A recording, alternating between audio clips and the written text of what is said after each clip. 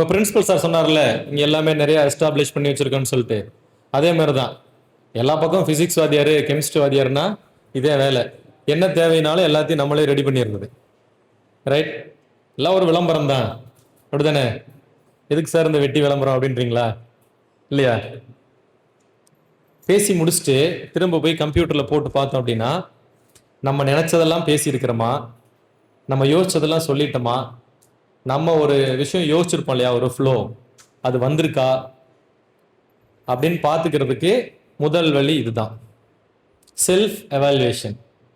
Okay, நான் இப்போதான் வந்து இந்த மாதிரி வெளியிலலாம் போய் பேசிக்கிட்டு இருக்கேன். ஸோ இந்த வருஷத்தில் இது என்னுடைய 3வது ஸ்பீச். ஸோ அதனால நம்ம சரியாக பேசுகிறோமா அப்படிங்கிறத தெரிஞ்சுக்கிறதுக்காக இந்த ரெக்கார்டிங் ஃபஸ்ட்டு உதவும். ஓகே, ரெண்டாவது, இப்போல்லாம் பார்த்தீங்கன்னா இந்த நேக் நீங்கள் பி கிரேட் வாங்கியிருக்கிறீங்க. ஒரு அரசு கல்லூரி நேக் போகிறதே பெரிய விஷயம், அதுக்கு மேலே கிரேட் வாங்குறதே பெரிய விஷயம். நான் ஒரு காலேஜில் ஒர்க் பண்ணிக்கிட்டு இருந்தேன். அந்த காலேஜ் ஒரு 45 வருஷம் பழமையான காலேஜ். நான் அங்கே போனப்போ அவங்களும் B+ கிரேட் தான் வாங்கியிருந்தாங்க. 5600 பேர் படிச்சுட்டு இருக்கக்கூடிய காலேஜ், 47 வருஷம் பழைய காலேஜ். அவங்களே எவ்வளோ தான் வாங்கியிருந்தாங்க? B+ கிரேட் தான். நீங்கள் 10 வருஷமே ஆகி 1000 மாணவர்களுக்குள்ள இருக்கக்கூடிய ஒரு கல்லூரி, எப்படா கவர்மெண்ட் இருந்து ஏதாவது கொஞ்சம் பணம் வரும், எதையாவது புதுசாக செஞ்சுக்கலாம் அப்படின்னு எதிர்பார்த்து காத்துக்கிட்டு இருக்கக்கூடியது தான். வாய்ப்புகள் கிடைக்கும் போது சின்ன சின்னதா பண்ணி வச்சுக்கக்கூடிய அரசு கல்லூரியில B கிரேட் அப்படிங்கிறது உண்மையிலேயே ஒரு தனியார் கல்லூரியில A+ பொட்டன்சியல் வித் எக்ஸலன்ஸ் அப்படின்லாம் போட்டுப்பாங்க இல்லையா, அது பெரிய விஷயமே கிடையாது இல்லையா? நல்லா பிறந்ததுல இருந்தே வந்துட்டு போஷா கொடுத்து பூஸ்ட் ஹார்லிக்ஸ்னு சாப்பிட்டு நல்லா கொழு கொழுன்னு வர்ற குழந்தைக்கும் சோமாலியால வளர்ற குழந்தைக்கும் வித்தியாசம் இருக்கு இல்லையா? இல்லையா? ரெண்டுக்கு வித்தியாசம் இருக்குல்ல. சோமாலியாவில் இருக்க குழந்தை நடந்தாவே பெரிய விஷயம், போசா இருக்க குழந்தையும் வந்து தின்னுபுட்டு வந்து நடந்தா பெரிய விஷயம் தான், அது வேற விஷயம். ஸோ இந்த குழந்தை நடக்கிறதே பெரிய விஷயம் இல்லையா? அப்படின்ற போது அந்த குழந்தை ஓடி பரிசு வாங்குது அப்படின்னா அது எவ்வளவு பெரிய விஷயம். அவ்வளவு பெரிய விஷயம் தான் உங்க கல்லூரி B கிரேட் வாங்கியிருக்கிறது. ஸோ அதுக்காக உங்களுக்கு நீங்களே ஒரு பெரிய கிளாப்ஸ் கொடுத்துக்கலாம். ரைட். அப்புறம் இங்கேயே ஏற்கனவே நிறைய ஜாம்பவான்கள்லாம் இருக்கிறாங்க. அது நான் வந்த பிறகுதான் தெரிஞ்சுக்கிட்டேன். மிகப்பெரிய ஜாம்பவான்கள்லாம் இருக்கிறாங்க. அவங்கள தாண்டி உங்களுக்கு நான் ஏதாவது ஒரு புதிய விஷயத்த சொல்லிட முடியுமா, சொல்லியிருக்கனா அப்படிங்கிறத நீங்க இந்த செஷன் முடிஞ்சதுக்கு அப்புறம் ஃபீட்பேக்ல சொல்லணும். அப்ப நீங்க என்ன பண்ணணும்? தேடணும். இந்த ஆள் ஏதாவது எங்க வாத்தியார்கள்லாம் சொல்லாத ஒன்ன புதுசா சொல்லிடுவாரா? நீ சொல்லிரு பார்ப்போம், என்ன சொல்லிட போற, எங்க டீச்சர் சொல்லாததா அப்படின்ட்டு. எனக்கும் தெரியல என்னால சொல்லிட முடியுமான்ட்டு. ஏன்னா நானே வந்து ஒரு காலத்துல 2000, அதாவது உங்க காலேஜ் தொடங்கினப்போ 2016ல நான் வந்து உங்களுடைய டாக்டர் பொன்னுசாமி சாருக்கு I was the reporting faculty. Sir வந்து எனக்கு ஹெச்ஓடி, டாக்டர் பொன்னுசாமி எனக்கு ஹெச்ஓடி, நான் அவர் கீழே வேலை பார்த்த டீச்சர். ஸோ அந்த அடிப்படையிலானதான். ஸோ அதனால இங்க அதுக்கப்புறம் இங்கே வந்து பார்த்தா IIT ப்ரொஃபசர்ஸ், அண்ணா யூனிவர்சிட்டி ப்ரொஃபசர்ஸ் அப்படின்னு சொல்லிட்டு ஏகப்பட்ட ஜாம்பவான்கள் இருக்கிறாங்க. உண்மையிலேயே you people are really gifted. ஏன்னா எல்லா காலேஜ்லயும் அது அமைஞ்சிடாது, எல்லா டீச்சர்ஸும் அமைஞ்சிடாது. கொஞ்ச நேரம் ஃபோன் எல்லாம் க்ளோஸ் பண்ணி உள்ள வச்சிடலாம். ஆக்சுவலா சார் சொன்னாங்க இல்லையா, அவங்க அம்மா வந்துட்டு ஏர்போர்ட் கூட்டிட்டு போயிட்டேன் அப்படின்னு சொல்லிட்டு, லுஃப்தான்ஸால கூட்டிட்டு போனேன்ட்டு. ஒரு விஷயம் என்னன்னா, அந்த காலத்துல ஃபோன் இல்லை, அப்படிதானே? ஃபோன் இருந்தாலும் கூட இன்ஸ்டாகிராம் இல்லை. முன்னாடி வாங்கண்ணா, இங்க ஃபர்ஸ்ட் பெஞ்ச். அதனாலதான் பவித்ரா அவங்க அதை செய்ய முடிஞ்சது. அதனால கொஞ்ச நேரத்துக்கு போன் எல்லாம் நம்ம க்ளோஸ் பண்ணி வச்சிடலாம். நான் மட்டும் பார்த்துப்பேன், அப்பப்போ விட்டு வச்சிருக்கேன், நான் பார்த்துப்பேன். Okay, right. இப்போ எனக்கு நானும் சாரும் பேசும்போது டிஸ்கஸ் பண்ணது என்ன அப்படின்னா, சார் நீங்க வந்து நிறைய கெரியர் ஆப்பர்ச்சுனிட்டிஸை பத்தி பேசுங்க சார் அப்படின்னு சொன்னாங்க. நானும் அதுதான் நிறைய ப்ரிப்பேர் பண்ணிட்டு வந்திருந்தேன். சரி, நிறைய என்னென்னலாம் கெரியர் இருக்கு எல்லாத்தையும் இன்னைக்கு வந்துட்டு காதை பிடிச்சி இழுத்து உள்ள வந்து ஃபொனல் வச்சு ஊத்திட்டு போயிடணும் அப்படின்ட்டு. அப்புறம் பிரின்சிபல் சார் பேசினதுக்கு அப்புறம் தான் தெரிஞ்சுக்கிட்டேன், புதுசா நம்ம ஒன்றும் சொல்ல தேவையில்லை. You guys all probably know what are all the possible career opportunities which is exist outside for physics and chemistry students. So அதை அப்படியே ஓரம் கட்டிடுவோம், அந்த மூட்டை குடோனுக்கு போகட்டும் அப்படின்ட்டு நம்ம வேற மூட்டை இறக்குவோம் அப்படின்ட்டு இப்போ இந்த ஃபங்க்ஷன் என்ன பேர்ல நடத்துறோம்? சும்மா பேசுங்க. என்ன பேர்ல நடத்திட்டு இருக்கிறோம்? Inauguration of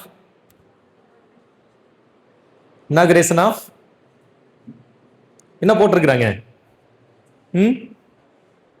inaugural function of, உங்களுக்கும் பிட்டு வேணும்ல, என்ன போட்டிருக்கு?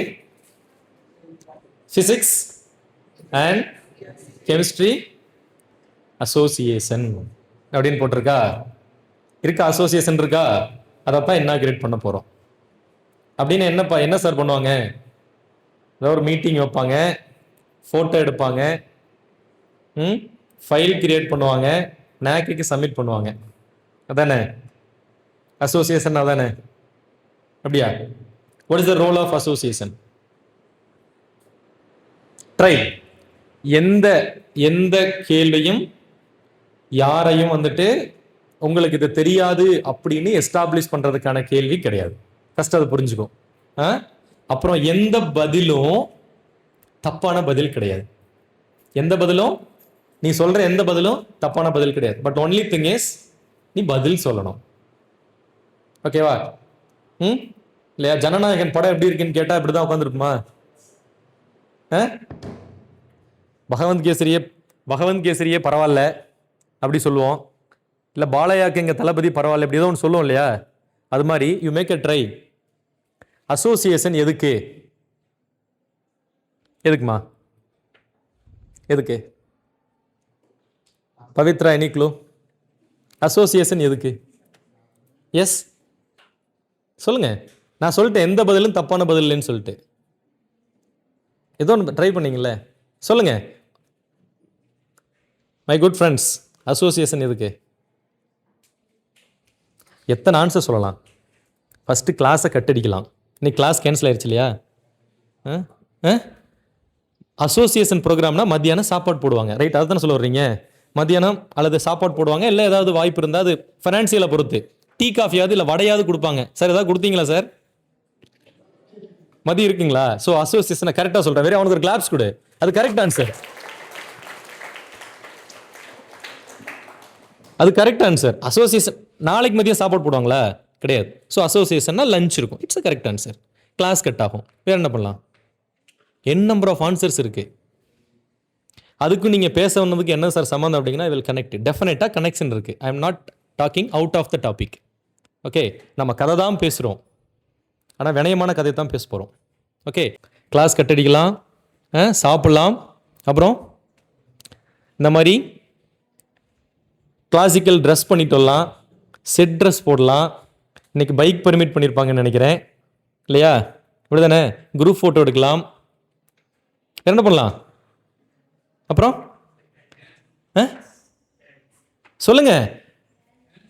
டான்ஸ் ஆடலாம். அசோசியேஷன் ஃபங்க்ஷனில் கடைசியில் கல்ச்சுரல்ஸ் இருந்தால் நம்ம டான்ஸ் ஆடுறதுக்கும் வாய்ப்பு இருக்கு. அதுவும் கரெக்ட் ஆன்சர். கிளாஸ் கொடுத்துடலாம். வேற என்ன பண்ணலாம்? எஸ், எதுவுமே தப்பான ஆன்சர் கிடையாது. எதுக்குமே உங்க வாத்தியாரெல்லாம் ஒன்றும் சொல்ல மாட்டாங்க. இது வந்து பார்த்தீங்கன்னா நம்ம செஷன். வாத்தியாரெல்லாம் வேணான்றதுனா நம்ம உட்காந்துருக்கிறோம்.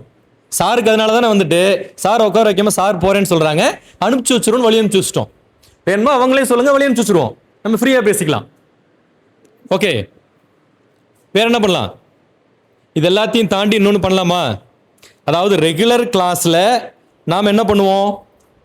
படிப்போம், மனப்பாடம் பண்ணுவோம், டெஸ்ட் வைப்பாங்க, பரீட்சை எழுதுவோம், மார்க் வரும். நல்லா படிக்கிறவனுக்கு 10க்கு 10 வரும், ஸ்மாரா படிச்சவனுக்கு ஏதோ ஒரு மார்க் வரும். எனிஹவ் மார்க் வரும். படித்ததை எங்கேயாவது ஒர்க் ஆகுதுங்க சார், எங்கேயாவது பயன்படுத்த முடியுமா அப்படின்னு உட்காந்து திங்க் பண்ணுவோம். சிம்பிள், அவ்வளோதான். படித்ததை பயன்படுத்த முடியுமா அப்படின்னு திங்க் பண்ணுற இடம் தான் அசோசியேஷன். அங்கே சப்ஜெக்ட் இருக்கும், என்ஜாய்மெண்ட் இருக்கும். நீங்கள் என்ஜாய்மெண்ட்டை பூரா சொல்லிட்டீங்க. அடிஷ்னலாக நான் ஒரு ஆன்சர் சொல்கிறேன்.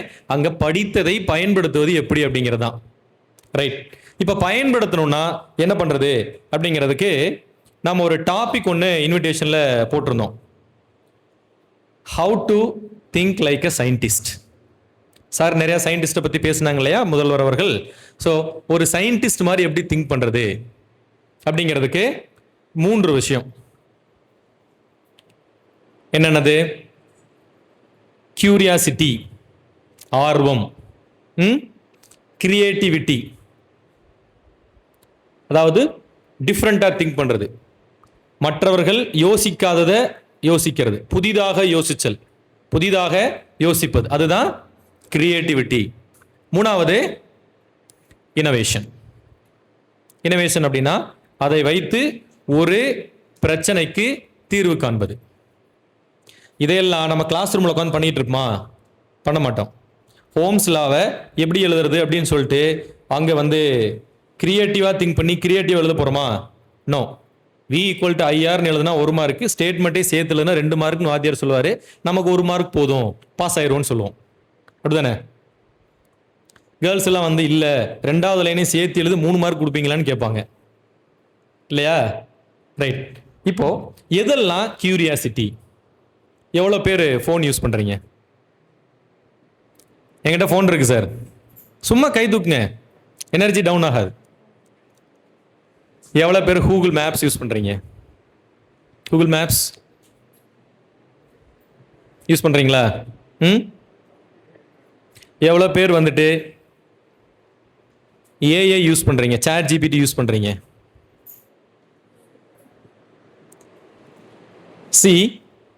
இப்போ எப்பயாவது நம்ம ஃபோன் எப்படி யூஸ் ஆகுது அப்படின்னு யோசிச்சிருக்குமா? யாராவது சொல்ல முடியுமா? ஃபோன் எப்படி யூஸ் ஆகுது, ஃபோன் எப்படி ஃபங்க்ஷன் ஆகுது, செயல்படுது? ஒரு ஃபோன் எப்படி செயல்படுது, அதுக்குள்ள என்னென்ன இருக்கு யோசிச்சிருக்கோமா? ஏய் எப்படி ஒர்க் ஆகுது, எப்படி இது கேட்ட கேள்விக்கெல்லாம் பதில் சொல்லுது யோசிச்சிருக்கோமா? யோசிச்சிருப்போம் இல்லையா? யோசிச்சிருப்போம். ஆனால் அதை நம்ம வாய் விட்டு கேட்டிருக்க மாட்டோம். இப்போ உங்கள் வீட்டில் குழந்தை இருக்கா? யார் வீட்டிலலாம் குழந்தை இருக்கு? கை தூக்குங்க. குழந்தை என்னெல்லாம் பண்ணும்? குழந்தை என்ன பண்ணும்? ஒரு 4 வயசு 5 வயசு குழந்தை என்ன பண்ணும்? சேட்டை பண்ணும், அப்புறம் அழுவும், அப்புறம் தூங்கும், அதுக்கப்புறம் பேசுமா? உங்ககிட்ட பேசுமா? ஒரு 4 வயசு 5 வயசு குழந்தை பேசும். என்னெல்லாம் பேசும்? அப்பா தாத்தா அவங்கள்ட்ட பேசும். என்னெல்லாம் பேசும்? எதேதோ பேசும் இல்லையா? கேள்வியா கேட்கும். நீங்க பார்த்துருக்கீங்களா? குழந்தைய கொண்டு வந்து பார்த்துக்குன்னு விட்டு போனாங்கன்னா ஒரு 1/2 மணி நேரம் கழிச்சு, எப்பா சாமி இதை கொண்டு யார்ட்ட விட்டு வந்துடலாமான்ற அளவுக்கு மாமா அது என்ன, மாமா இது என்ன, அப்படி இப்படின்னு கேள்வி கேட்டே இருக்கும் இல்லையா? சித்தி இது என்னது, அது எப்படி ஒர்க் ஆகுது, அங்க என்ன இருக்கு, இங்க என்ன இருக்கு, கேட்டுட்டே இருக்கா? ஒரு குழந்தை கேட்டுட்டே இருக்கா? அதுக்கு பேர் தான் ஆர்வம். நம்மளும் குழந்தையா இருக்கும்போது கேட்டோமா? கேட்டோம்ல. ஆனா இப்போ கேட்குறோமா? கேட்கறது இல்லை இல்லையா? இப்போ கேட்க போறோம். நோட் கொண்டு வந்திருக்கோம்ல, அதை எடுங்க. ஆர்வம் அப்படின்னா என்னன்னா எப்படி, ஏன், ஹவு, ஒய் அப்படின்னு கேள்வி கேட்கறதா ஆர்வம், கியூரியாசிட்டி அப்படின்னு பேர். நீங்க என்ன பண்றீங்க? நிறைய கேள்விகள் உங்க வாத்தியார்ட்ட கேட்கணும்னு நினைச்சிருப்பீங்க, ரைட்? பிசிக்ஸ்னா பிசிக்ஸ்ல இருக்கலாம், கெமிஸ்ட்ரினா கெமிஸ்ட்ரியில இருக்கலாம், இல்ல டே டு டே லைஃப்ல நீங்க பார்த்ததா இருக்கலாம். ஓகேவா? நான் உங்களுக்கு வந்துட்டு 2 மினிட்ஸ் டைம் தர்றேன். நீங்க தமிழ்ல எழுதலாம் அல்லது ஆங்கிலத்தில் எழுதலாம், எது உங்களுக்கு கன்வீனியன்ட்டா எழுதிக்கலாம். ஏன், எப்படி அப்படின்னு தொடங்கக்கூடிய கேள்விகளா எழுதணும். புரியுதா? அதாவது ஏன் இந்த மைக்கு திடீர்னு கரண்ட் போய் வந்தோடனே ஒர்க் ஆகல, பொன்னுச்சாமி சார் வந்து சரி பண்ணதுக்கு அப்புறம் எப்படி ஒர்க் ஆச்சு, ரைட்டா? இது மாதிரி வீட்டில் கரண்ட் இருக்கும்போது ஃபேன் வேகமாக சுத்துது, யூபிஎஸ்ல மெதுவாக சுத்துது, ஏன், ரைட்டா? இந்த மாதிரி உனக்கு தோணுகின்ற கேள்விகளை பேப்பர்ல எழுதணும், உன்னோட நோட்ல எழுதணும், ரைட்? இதுக்கான டைம் 2 நிமிஷம். Your time starts now. Yes, நான் எல்லாத்தோட நோட்டையும் பார்ப்பேன். ஏன், எதற்கு என்கிற கேள்வி நான் திரும்பியும் சொல்லிட்டேன். அடுத்தவங்களை சொல்லக்கூடாதுப்பா, நம்ம தான். ஏன் எதற்குன்ற கேள்வியை எழுதணும். ஏன் என் வண்டியில சத்தம் வருது, ஏன் என் வண்டியில மைலேஜ் குறைவா இருக்கு, இப்படி ஏன் எதற்குன்னு கேட்கறதுக்கு 1000 கேள்வி இருக்கு. எத்தனையோ 2 நிமிஷத்துல உன்னால சிந்திச்சு எழுத முடியுது என்பதுதான் டாஸ்க் நம்பர் 1. நிறைய நான் சொன்ன கேள்வியில எழுதக்கூடாது. காலையில இட்லி சாப்பிட்டு வந்தா தூக்கம் வர்றதில்ல, தோசை சாப்பிட்டா தூக்கம் வருது, ஏன்? பிரியாணி சாப்பிட்டு சோடா குடிச்சிட்டா அடுத்த நாள் காலையில பிரச்சனை இல்லாம எல்லாமே வெளியே போயிடுது, எப்படி? இப்படி உங்ககிட்ட 1000 கொஸ்டின்ஸ் இருக்கலாம். But you have 2 minutes time. நீங்க எத்தனை கேள்வி எழுதுறீங்க அப்படிங்கிறதா டாஸ்க்.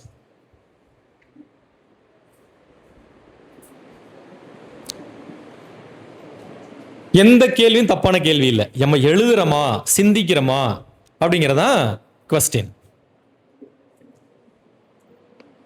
பக்கத்துல எல்லாம் பார்க்கக்கூடாது, பிட்டடிக்கூடாது. அனைத்து கேள்வியும் சொந்த கேள்வியா இருக்கணும்.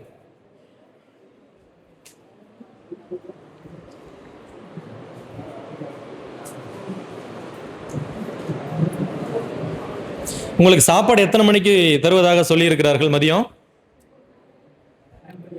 1 மணிக்கா? ஓகே, அப்ப 12:59 நம்ம முடிச்சிடலாம்.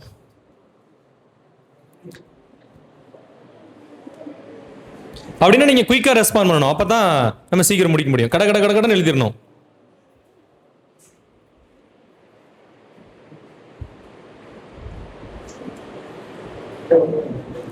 எஸ், செல்லக்குட்டி பேர் என்ன? தமிழரசன். தமிழரசன் அழகான தமிழ் பேர் வச்சிருக்கிறான். தமிழ் எத்தனை கேள்வி எழுதுறாங்கிறதா இப்ப பார்க்க போறோம். பெண் இல்லையா? நான் சார்கிட்ட வாங்கி தரேன். சார் ஒரு பேனா மட்டும் கொடுங்க சார். Thank you sir. இதுக்கு ஏன்டா இவ்வளவு யோசிக்கிற? இந்தா, யுவர் டைம். எஸ், 20 செகண்ட் எக்ஸ்ட்ராவே போயாச்சு. Stop writing. இப்ப கோபிநாத் சொல்ற மாதிரி மைக் வரப்போகுது. யார் வந்துட்டு 5ம் 5க்கு மேற்பட்ட கேள்விகள் எழுதியிருக்கிறது? குட். அந்த கொஸ்டின்ஸ் வாசிங்க. கட கட கடன்னு, டைம் இல்லை நம்மளுக்கு. ஏன் செல்பேசியை முதலில் கண்டுபிடித்தார்கள்? எப்படி அதை பயன்படுத்தினார்கள்? ஏன் போலார் மற்றும் நான் போலார் என்று பிரித்தார்கள்? எதற்கு விடுதியை கண்டுபிடித்தார்கள்? ஏன் மரம், செடி, கொடி கார்பன் டை ஆக்சைடை சுவாசிக்கிறது? எதற்கு ஆக்சிஜன் சுவாசிக்கவில்லை? சூப்பர், பெரிய கிளாஸ் கொடுத்துடலாம். நெக்ஸ்ட் பாய் 5 கொஸ்டின் கேட்டிருந்தது. Good. Why chemical composition of living things change? Why air is formless? Why we need H2O? How universe function? How light forms are created? Why outer space is black? Very good. Another claps. இன்னொரு girl 5 கேள்விக்கு மேல எழுதியிருந்தாங்களே. 2 minutes 5 questions எழுதியிருந்தது. Very good.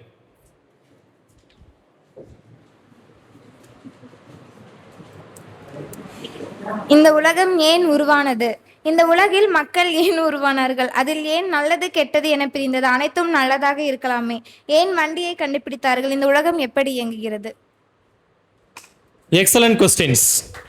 நடுவில் பிலாசபியும் சேர்த்தே வச்சிருக்கிறாங்க. இப்ப 4 கேள்வி எழுதினவங்கள கை தூக்குங்க. வாசிக்க சொல்ல மாட்டேன். 4 கேள்வி எழுதினவங்க. தி ஜெனியூன் 4 கேள்வி எழுதியிருக்கேன் சார். 3 2 1.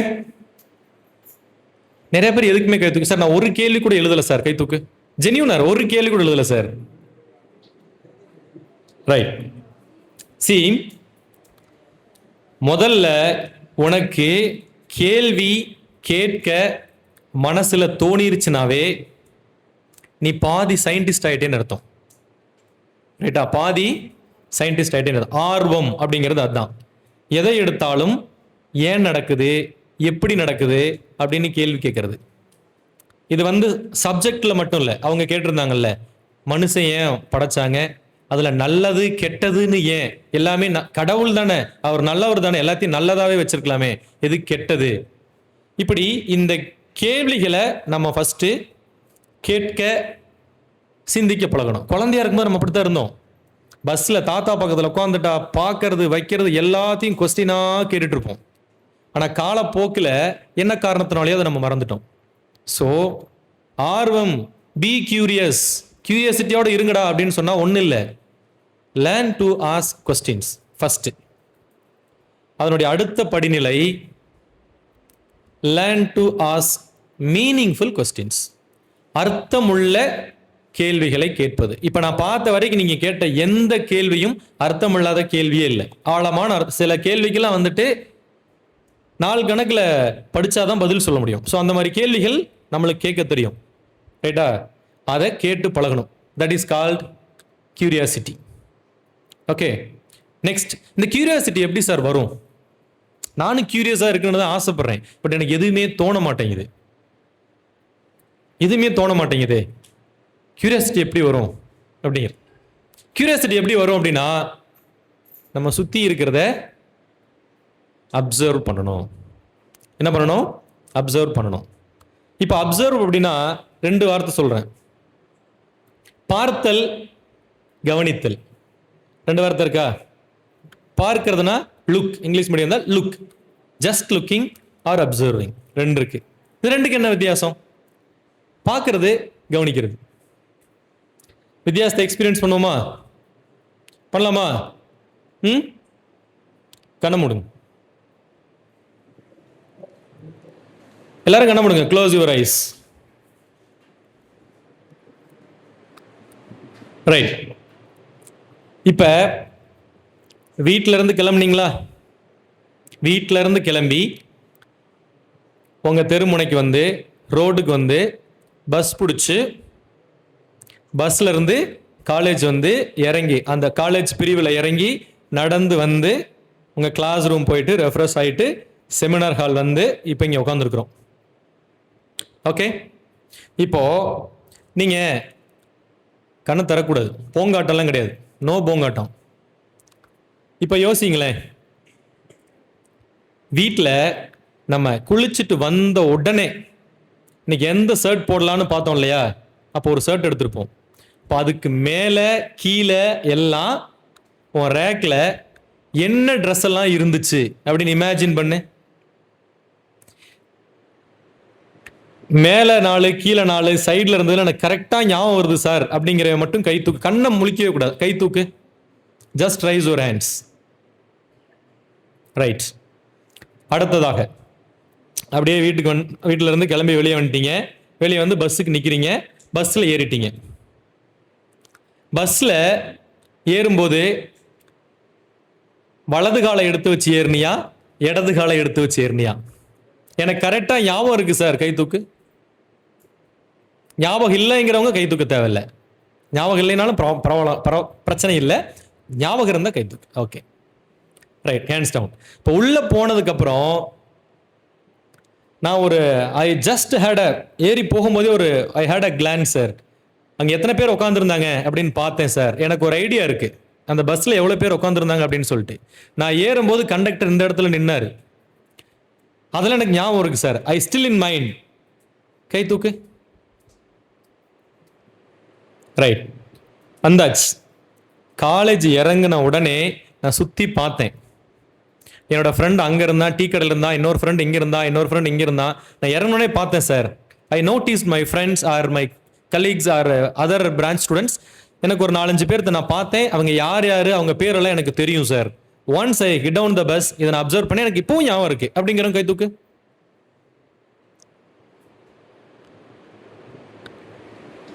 பட் தூங்கிடாத, ஜஸ்ட் இமேஜின். ரைட், அப்படியே வர்றோம்.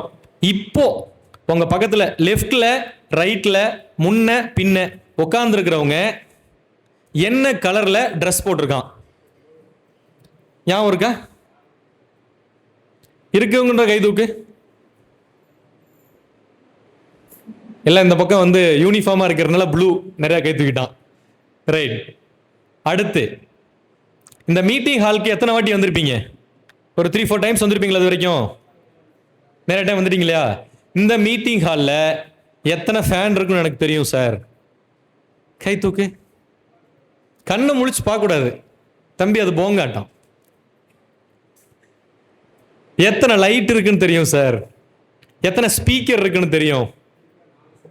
ஓகே, சொல்ல வேண்டாம். ரைட். டேபிள்ல இப்ப எத்தனை சேர் இருக்கு கரெக்டா தெரியும்ன்றே கை தூக்கு. டேபிள் எத்தனை சேர் இருக்கு? Very good. கை ஓபன் பண்ணுங்க. சரி, கண்ணை ஓபன் பண்ணுங்க, கண்ணை தரங்க. இப்ப நான் நிறைய வாட்டி கை தூக்குனேன் சார் அப்படிங்கிறேன், கை தூக்கு. சார் நான் நிறைய வாட்டி, ஜெனியூனா பி ஜெனியூன், நான் நிறைய வாட்டி கை தூக்குனேன் சார். ரைட். இந்த நிறைய வாட்டி கை தூக்குனீங்க இல்லையா, நீங்க எல்லாம் பண்ணனதுக்கு பேர் தான் என்னது? அப்சர்வேஷன். மற்றவங்க எல்லாம் பண்றதுக்கு பேர் என்ன? லுக்கிங், பார்த்தல், சும்மா பார்க்கறது, ஜஸ்ட் அட் அ கிளான்ஸ். அது ஒன்று. இன்னொன்று அப்சர்விங் அப்படிங்கிறது ஒன்று. To think like a scientist, curiosity வேணும், ஆர்வம் இருக்கணும். ஆர்வம் இருக்கணும்னா என்ன இருக்கணும்? எல்லாத்தையும் ஆழ்ந்து கவனிக்கணும், அப்சர்வ் பண்ணும். Repeat.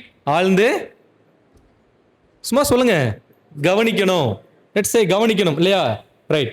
So to have a curious mind, எல்லாத்தையும் அப்சர்வ் பண்ணணும். Okay, just observe. நீ மெனக்கெட்டு ஏறி நின்று இப்படி சுற்றி பார்க்கறல, பார்க்கும்போதே மனசில் வச்சுக்கணும், அவ்வளோதான். Okay, certain things not important நம்ம கண்டுக்க மாட்டோம், பட் ஜென்ரலாகவே அந்த அப்சர்விங் கெப்பாசிட்டி இருக்கணும். ஒரு சேயிங் சொல்லுது என்னன்னா, your first laboratory starts from your eyes. உங்களுடைய ஆய்வகம், உங்களுடைய முதல் ஆய்வகம் எங்கிருந்து தொடங்குது? கண்ல இருந்து தொடங்குது, அப்சர்வேஷன்ல இருந்து தொடங்குது. ரைட். இப்போ இந்த அப்சர்வேஷனுக்கு ஒரு கதை சொல்றேன். பெனிசிலின் அப்படின்னு ஒரு ஊசி இருக்கு, கேள்விப்பட்டிருக்கியா? பெனிசிலின் ஊசி. அந்த ஊசியை கண்டுபிடிச்சது யாரு? தெரியலனா பரவாயில்ல, அலெக்சாண்டர் ஃப்ளமிங். கெமிஸ்ட்ரி ஸ்டூடெண்ட்ஸ்க்கு தெரிஞ்சிருக்கும், அவர் கண்டுபிடிச்சார். ஆனா அவர் அதை கண்டுபிடிச்சது, நான் பெனிசிலின் ஊசியை கண்டுபிடிக்க போறேன், இந்த ட்ரக்கை கண்டுபிடிக்க போறேன் அப்படின்னு போய் கண்டுபிடிச்சாரா அப்படின்னா நோ. இப்போ நம்மளுக்குலாம் செமஸ்டர் முடிஞ்சிருச்சு, அடுத்து 10 நாள் லீவுனா பரிச்சு முடிச்சோன்னு என்ன பண்ணுவோம்? குடு குடுன்னு விட்டடிச்சு ஓடும் இல்லையா? அது போல அவருக்கும் ஒரு சம்மர் வெக்கேஷன் வந்துச்சு. அவர் ஒரு ரிசர்ச்சர், ஆய்வாளர், கிளம்பணும், லீவு கிளம்பணும். அதனால என்ன பண்ணிட்டாருன்னா, அவர் ரிசர்ச் பண்ணிட்டு இருந்ததெல்லாம் எல்லாம் டிஸ்போஸ் பண்ணிட்டு போகாம கொஞ்சம் அப்படியே விட்டுட்டு போயிட்டார். நம்மள மாதிரி தம்பி தான் வரும், விட்டு போயிட்டார். போயிட்டு கொஞ்ச நாள் கழிச்சு, ஒரு 10-20 டேஸ் கழிச்சு அவர் வரார். வந்தோன்னு என்ன பண்ணுவோம்? நம்ம ஊருக்கு போறோம், கேர்ள்ஸ், இது நம்ம ஃப்ரீக்வெண்டா எனக்கு ஊருக்கு போனோம், அம்மாச்சி வீட்டில் திருவிழா. அம்மா கிச்சனை கழுவுசோன்னு என்ன பண்ணுவோம்? அவசர அவசரமா கழுவி போட்டு போயிடும்ல. என் பசங்கள்ட்ட சொல்றாங்க, டே வெளியே துணி காஞ்சிட்டு இருக்குது, எடுத்துட்டு வந்து போன என்ன பண்ணுவோம்? மடிச்சு வைப்போமா? அப்படியே தூக்கி கொண்டு வந்து கட்டில் போட்டு ஓடிடுவோமா? அது மாதிரி போனவர் தான் அவரு. திரும்ப வந்து என்ன பண்ணுவோம்? வந்து என்ன பண்ணுவீங்க? கிச்சன்ல போட்டு போல எடுத்து கரும சிரத்தியா கழுவுவீங்க. நம்ம என்ன பண்ணுவோம்? பாய்ஸ் என்ன பண்ணுவோம்? பெட்ல இருக்கிற தூக்கி சேர்ல போட்டு போய் படுத்துக்குவோம், அப்படிதானே? கேர்ள்ஸ் என்ன பண்ணுவாங்க? உட்காந்து கழுவுவாங்க. பட் இந்த துணிக்குள்ள பூச்சி பூராங்க இருக்குதா அப்படின்னு பார்க்க மாட்டோம். இந்த பாத்திரத்துக்குள்ள என்ன இருக்குன்னு பார்க்க மாட்டோம் தானே? பட் அலெக்சாண்டர் ஃப்ளமிங் வந்துட்டாரு, திரும்ப லேப் செய்யணும். அவனா அவங்க சூப்பர்வைசர் வந்து கேள்வி கேட்பாரு, திட்டுவாரு. அதனால அவர் என்ன க்ளீன் பண்றாரு. பட் அவரு சும்மா அப்படி எல்லாத்தையும் தள்ளி கொண்டு போய் எடுத்து அந்த கிளாஸ்லாம் எடுத்து கொண்டு போய் உள்ள வாஷிங் சிங்க்குள்ள போட்டுட்டு க்ளீன் பண்ணல. அவரு அப்சர்வ் பண்றாரு, எல்லாத்தையும் எடுத்து வைக்கும்போது கவனிச்சுக்கிட்டே கான்சியஸா வைக்கிறாரு. அப்போ அவர் நோட்டீஸ் பண்றாரு, ஒரு பிளேட்ல, அவருடைய எக்ஸ்பெரிமெண்டல் அந்த இது கிளாஸ் பிளேட்ல ஒண்ணுல மட்டும் ஃபங்கஸ் வளர்ந்துருக்குது. அதே மாதிரி நிறைய இதுல வளர்ந்துருக்குது.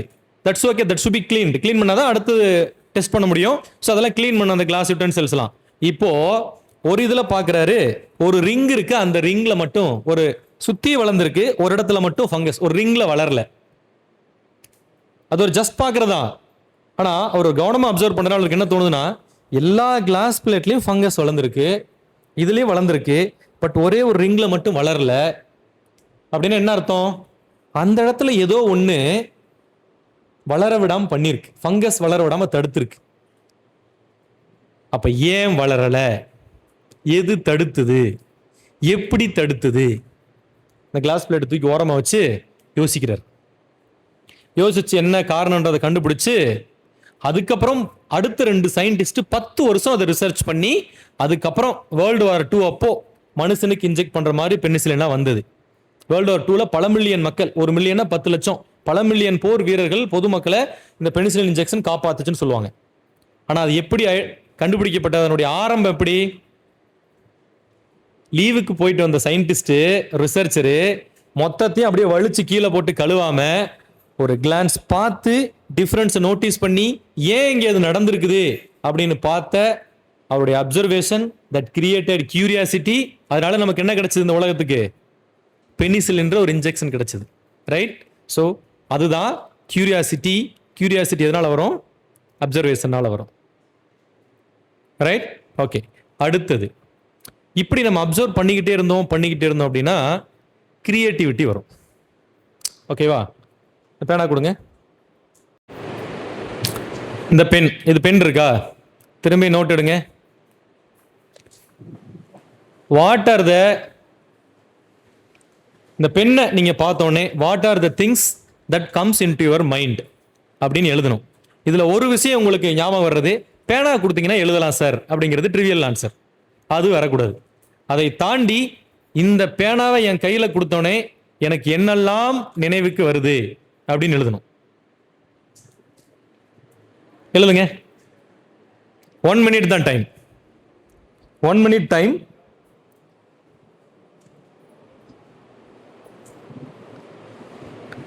பேனாவை கொடுத்த உடனே எனக்கு என்னெல்லாம் ஞாபகத்துக்கு வருது. எழுதுவது தாண்டி நான் ஸ்கேலா யூஸ் பண்ணுவேன் சார். நிறைய பேர் பேனாவை தான் ஸ்கேலா யூஸ் பண்ணுவான் இல்லையா? லேப்ல பரீட்சைக்கு யூஸ் பண்ணிருக்கீங்களா? நான்லாம் யூஸ் பண்ணியிருக்கிறேன். ஸ்கேல் மறந்துட்டு போயிட்டா பென்சில் எடுத்து வச்சு பேனாவை வச்சு கோடு போடுவோம், பரீட்சையில யூஸ் பண்ணுவோம். நான் சொன்ன ஆன்சர் எழுதக்கூடாது. இது மாதிரி நிறைய ஆன்சர் சொல்லலாம். டக்குன்னு யோசிச்சு என்னெல்லாம் ஞாபகம் வருது. சிம்பிளா எழுதுப்பா, பெரிய பெரிய லைன் எழுத வேண்டாம். ரைட்டிங், ஸ்கேலு, இந்த மாதிரி ஒரு வார்த்தையில அதுல இருக்கக்கூடிய கான்செப்ட்ஸை பத்தி சொல்லலாம். உனக்கு என்னெல்லாம் இந்த பேனானா என்னெல்லாம் தோணுதோ எல்லாத்தையும் சொல்லலாம். இதுல பாயிண்ட் என்ன அப்படின்னா, புதுசா நம்ம ஏதாவது யோசிக்கிறோமா அப்படிங்கறதான் பாயிண்ட். கீயும் கொடுத்துட்டேன். 10 seconds more.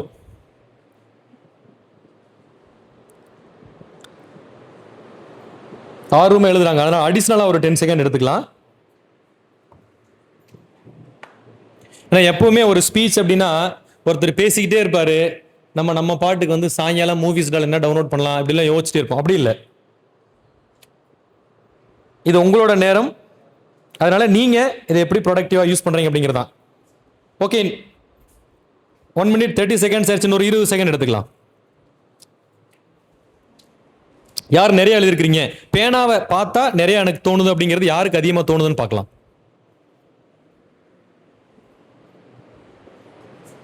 பிசி ஸ்ரீராம், பச்சை கலர் லைட் எரியுதா? Very good.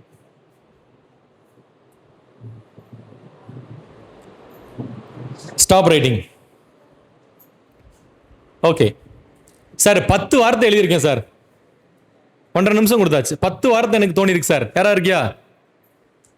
10 வார்த்தை எழுதியிருந்தா ஸ்டாண்டிங் ஓவேஷன், எழுந்து நின்று கைதட்டுவோம். யாராவது? இல்ல. 9, 8, 7, 6, 5. Yes, good. வாசிங்க. இப்போ உங்க பேர் சொல்லிட்டு வாசிங்க. Second time same person, more than 5. Claps. உங்க பேர் சொல்லுங்க. My name is Logeshwaran. Logeswaran. என்னென்ன ஞாபகம் வந்திருக்கு? My old pen 4 years old. And my old pen 4 years old. How they recycle the pen. How to recycle this pen? Ball point pen use பண்றோம், தூக்கி குப்பையில போறோம். எப்படி ரீசைக்கிள் பண்றது? Next. How they form the ink. இந்த ink எப்படி form பண்ணிருப்பாங்க? The tip mechanism. Tip எப்படி ஒர்க் ஆகுது? Why it is not erasable. Why ball point pens are not erasable? Pelikan ஏன் போட முடியல? Very excellent question. Actually it's a business idea. That's where next point comes. ஓகேவா? நம்ம கிட்ட எல்லாமே இருக்கு. ஒருத்தர் புதுசா வந்து சொல்லணுன்றது என்னன்னா நம்மகிட்ட என்ன இருக்குன்றது எடுத்து காட்டினா போதும். ரைட்? அடுத்து 5 எழுதின கேர்ள் கை தூக்குனீங்களா இருக்குன்னு? Yes, stand up with confidence. What's your name? Divya Devi. Divya Devi. Very good Divya Devi, claps. சத்தமா சொல்லுங்கம்மா. இங்கு ஃபுல்லா நிரம்பிருக்கு மேல ஆஃப் மட்டும் எழுதி தீர்ந்துருக்குமா அந்த மாதிரி தோணுச்சு. இங்கு வந்து முக்காவாசி ஃபில் பண்ணிருக்கீங்க, மேல வரைக்கும் இல்ல, அதுவா? Right, next. பேனா எழுதுமான்னு தோணுச்சு. பேனா நல்லா எழுதுமா? பேனா எழுதுமா, கை எழுதுமான்றதா? ஓகே. பேனா இங்க் என்ன இங்கா இருக்கும்? பேனா எழுதும்போது பேப்பர் பின்னாடி அச்சு தெரியுமா அந்த மாதிரி. ஓ, நான் வந்து எனக்கு ஒரு பால் பாயிண்ட் பேனா கொடுத்தாங்கன்னா நான் எழுதும்போது எனக்கு அச்சு தெரியுமா? அவ்வளவுதான். இந்த மாதிரி எழுதிருக்கீங்க. வேற நெக்ஸ்ட். சார் இது சொன்னது இல்லாம புதுசா நான் வேற. Yes, what's your name? Keerthana. Keerthana, claps. Yes ma'am 2 நாளைக்கு Listen. முன்னாடி பென்னு கொடுத்தாங்க, அதான் ஞாபகம் வந்துச்சு. மேம் ஒரு பென் gift கொடுத்துருக்காங்க, அது ஞாபகம் வந்திருக்கு. மேம் எப்பவுமே உங்க ஞாபகம் இந்த பொண்ணுக்கு இருக்கு மேடம், கீர்த்தனாக்கு. மேம் ரொம்ப வந்து நல்லவங்க இல்லையா? ஆமா. Inspiring ma'am, good. அப்புறம் அதையே கூர்மையா பண்ணிருக்காங்க. வேற ஏன் ஏதாவது ஷேப், பென் கூர்மையா இருக்கு? ரைட். வேற ஏதாவது ஷேப்ல பண்ணிருக்கலாம். Shape which means மாத்திருக்கலாம். லைனா எழுது, தட்டையா எழுதி இருக்கலாம், வேற ஷேப்ல எழுதி இருக்கலாம். ரைட். அதே பிளாஸ்டிக்ல பண்ணிருக்காங்க, மரத்துல கூட ஏன் பண்ணிருக்காங்க. பிளாஸ்டிக்ல பண்ணிருக்காங்க? உடன்ல இருக்கலாம், ஸ்டீல்ல இருக்கலாம். அது பிளாஸ்டிக் கெட்டதுன்னு தெரிஞ்சும் விஞ்ஞானிகளும் மத்தவங்களும் ஏன் யூஸ் பண்றாங்க? பிளாஸ்டிக் கெட்டதுன்னு எனக்கு எல்லாத்துக்கும் தெரிஞ்சிருச்சு, எனக்கே தெரிஞ்சிருச்சு. சயின்டிஸ்ட் சொல்லிக்கிறவங்க எதுக்கு அதுலயே பயன்படுத்தி ப்ரொடியூஸ் பண்ணிட்டு இருக்காங்க? தென் இந்த மாதிரி கேள்விகள். இப்ப இது தவிர இவங்க கேட்டாங்க இல்லையா, இந்த 10-13 கேள்வி தவிர எனக்கு 13 பாயிண்ட் தவிர எனக்கு வேற ஒரு பாயிண்ட் சார் தோணி இருக்கு சார் அப்படின்னு சொல்லாத பாயிண்ட் இருக்கு சார். புதுசா ஒரு point which I believe new. இல்ல இதை நான் சொன்னேன்னா எல்லாரும் சிரிப்பாங்க, அந்த மாதிரி ஒரு காமிக்கான ஒரு ஆன்சர் எங்கிட்ட இருக்கு, இல்ல சென்சிபிளான ஆன்சர் இருக்கா? Right. Pen, chemical composition, fluid mechanics, ball dynamics, radius of the pen, length, diameter, ஒரு பேனாவுடைய நீளத்தை எப்படி முடிவு பண்றாங்க இல்லையா, எப்படி வந்துட்டு எவ்வளோ டென்சிட்டியில் அந்த இங்க் இருக்கும், ரிவர்ஸில் திருப்புனா கிராவிட்டிக்கு எகெயின்ஸ்ட் அது கீழே வராமல் அப்படியே இருக்குது. ரைட். எப்படி கேப் க்ளோஸ் பண்ணுற மெக்கானிசம் ஒர்க் ஆகுது. இந்த மாதிரி நம்மளுக்கு எவ்வளோ கொஸ்டின்ஸ் நம்ம சொல்லிக்கிட்டே போகலாம் இல்லையா? கெமிஸ்ட்ரி பாயிண்ட் ஆஃப் வியூலேயே எழுதலாம், ஃபிசிக்ஸ் பாயிண்ட் ஆஃப் வியூ எழுதுற மாதிரி யூ கேன் ரைட். யோசிச்சு பாருங்க, நிறைய அது வந்து சிம்பிளானது, ஆனால் நமக்கு தோணலை இல்லையா? Right. So this is what creativity. என்ன அப்படின்னா, மற்றவங்க பார்வைக்கு தெரியாத ஒன்றை நம் பார்வைக்கு கொண்டு வருவது. இது சிம்பிளா சொல்லணும்னா, இன்னும் கொஞ்சம் கரெக்டா சொல்லணும்னா, மற்றவர்கள் யோசிக்காத ஒன்றை புதியதாக யோசிப்பது தான் கிரியேட்டிவிட்டி. நீங்க கியூரியஸா இருந்தீங்கன்னா அதனோட ப்ராடக்ட் என்ன? கிரியேட்டிவிட்டி. ஓகேவா? புதியதாக சிந்திக்கக்கூடிய திறன் தானாக வரும். இப்போ அந்த பையன் அவர் வந்துட்டு ஃபர்ஸ்ட்டும் ஒரு 5 கொஸ்டின் எழுதியிருந்தார் இல்லையா? 5 கொஸ்டின் எழுதியிருந்தாரு. கான்சிக்வென்ட்லி அவர் இப்போ 5 இதுக்கான பெண் பத்தின கேள்விக்கும் 5 எழுதியிருந்தார். ஓகே, இப்போதான் சார் எனக்கு புரியுது எப்படி எழுதுனுன்ட்டு. எனக்கு இதை விட கொஞ்சம் சிம்பிளா கேள்வி கேட்டீங்கன்னா நானும் எழுதுவேன், நானும் கிளாப்ஸ் வாங்குவேன் அப்படின்னு யோசிச்சிங்கன்னா உங்களுக்கு இன்னொரு சான்ஸ். ரொம்ப சிம்பிளா ஒன்று சொல்றேன், இதுக்கு இப்போ 1 நிமிஷம் 10 எழுதணும். Let's learn to right creatively. என்கிட்ட ஒரு செங்கல் கொடுத்துட்டாங்க, செங்கலை வச்சு வீடு கட்ட வேண்டியது ட்ரிவியல் ஆன்சர் இல்லையா?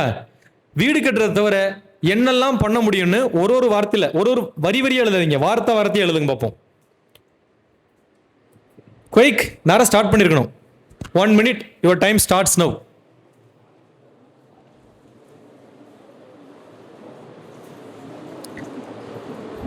நம்மளோட அசோசியேஷன் ஓப்பனிங் ஃபங்க்ஷன்லயே அசோசியேஷன் ஆக்டிவிட்டியே பண்றோம். செங்கலை வச்சு என்னெல்லாம் பண்ண முடியும்? வீடு கட்டுவது என்பது அடிப்படையாக எல்லாத்துக்கும் தெரிஞ்ச ஆன்சர். அதை தவிர்த்து உங்களுக்கு செங்கலை கொடுத்தா உங்கள்கிட்ட என்னெல்லாம் சார் பண்ணுவீங்க? முதல்ல உங்க மண்டையை உடைப்பேன் சார். ரைட். அதுல அது கூட சரியான ஆன்சர் தான். டிஃபென்ஸ், செல்ஃப் டிஃபென்ஸ், அதுல ஆரம்பிச்சு you can write n number of answers. ஒரு சிம்பிளான ஒரு டாஸ்க். பாப்பா இதுல ஏதாவது ஒரு business idea வருதானே?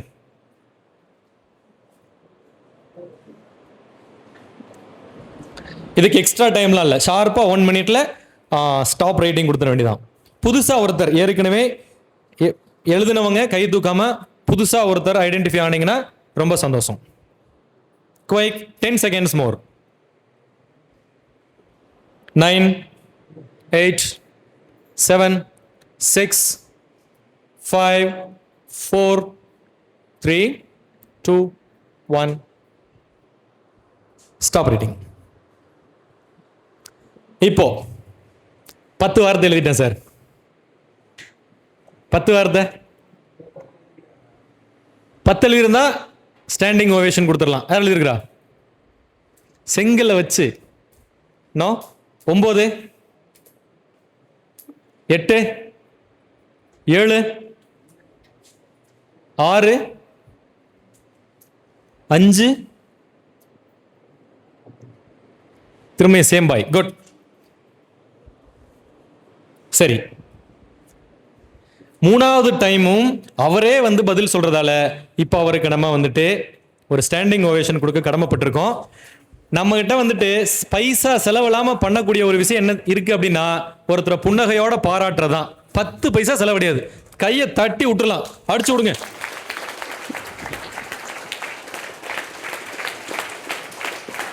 Good. Please sit down. இந்த கைதட்டு நமக்கும் சேர்த்து தான். சொல்லுங்க கண்ணு. Statue, statue, sand, sand, wall, wall fence, வால், ஃபென்ஸ். அது ரூல்ட் அவுட். அதான் கட்டடம் கட்டுறது. Okay. speed breaker, speed breaker, pot, பானை. அவர் வந்து செங்கல் சார்ந்த மண்ணை வச்சு வேற என்னெல்லாம் பண்ணுவோம் அப்படின்னு சொல்லிட்டாரு. குட். நீங்க யோசிச்சு பாருங்களேன், செங்கல் வச்சு எவ்வளோ பண்ணலாம். மத்தியானம் சாப்பாடு போட போறாங்க, அதுக்கு அடுப்பு செங்கல் வச்சு கூட்டலாம் இல்லையா? பொங்க வைக்கிறதுக்கு அடுப்பு கூட்டலாம் இல்லையா? கொஞ்சம் நுணுக்கணும் அப்படின்னா பல்லு விளக்குறதுக்கு மண்ணு கிடைக்கும் இல்லை? தூக்கி போட்டோம்னா ஒருத்த மண்டை உடைக்கலாம், அவசரத்துக்கு யூஸ் ஆகும். இந்த டெஸ்க் ஆடிக்கிட்டே இருக்கு சார்னா தூக்கி ஒரு பீஸ் ஆஃப் செங்கல் வச்சோம்னா ஸ்டிஃபாக நின்றும் இல்லையா? தூக்கி அடுக்கி வச்சோம்னா ஸ்டோன் பெஞ்ச் ஆயிரும். ரைட்? எத்தனை இருக்கு வந்துட்டு செங்கல் வச்சு 5 செங்கலை ஒன்னா சேர்த்தா செல்ஃப் ஆயிடும் இல்லையா? ஒரு ஹாஃப் கிரியேட் பண்ணா. ஸோ ஒரு செங்கல் கட்டடம் கட்டுறதை தவிர எத்தனையோ பல விதத்துல பயன்படும். ரைட்? இன்னும் உட்காந்து யோசிச்சோம் நிறைய சொல்லலாம் வந்துட்டு.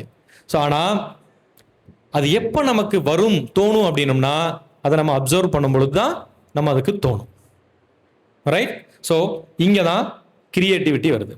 ஸோ தொடர்ந்து அப்சர்வ் பண்ணும்போது நமக்கு புதியதாக மற்றவர்களுக்கு தோணக்கூடிய, எல்லாருக்கும் தோணுறது செங்கல்னா வீடு கட்டலாம் சார், காமன் ஆன்சர். அதை தாண்டி என்ன அப்படிங்கிற இடத்துல தான் வருது. இது மாதிரி புதுசாக ஒரு கேள்வி கேட்குறாங்க இல்லையா? அந்த இடத்துல தான் கண்டுபிடிப்புகள் வரும். ரைட்? இப்போ தம்பி சொன்னார் இல்லையா, ரீசைக்கிள் பண்றது எப்படி? அந்த 5ஐயும் வாசிங்க. அதுல ஒரு பாயிண்ட் இது கொடுங்க.